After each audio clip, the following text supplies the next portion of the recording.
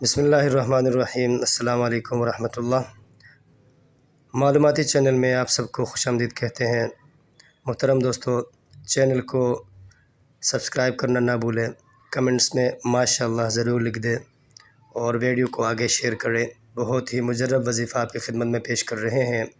وظیفہ پڑھنے کا طریقہ جو ہے، جب آپ اچانک کوئی مصیبت یا پریشانی میں آ جائے تو آپ نے باوضو ہو کر 2 رکعت نفل نماز ادا کرنی ہے اور اسی جگہ بیٹھ کر 313 مرتبہ یا حی یا قیوم لا الہ الا انت سبحانک انی کنت من الظالمین اس کو پڑھنا ہے۔ پھر اپنی پریشانی کو ختم کرنے کے لیے اللہ کے حضور دعا مانگنی ہے۔ انشاءاللہ آپ کی جو بھی پریشانی ہوگی اللہ اس کو ختم فرما دیں گے، اور جو بھی حاجت ہوگی اپنی حاجت کے لیے ضرور دعا مانگنی ہے۔ انشاءاللہ جو بھی حاجت ہوگی آپ کی ضرور پوری ہوگی۔ محترم دوستو، بہت ہی آزمودہ، بہت ہی بابرکت عمل ہے، آپ نے ضرور آزمانا ہے اور دوسروں تک بھی ضرور پہنچانا ہے۔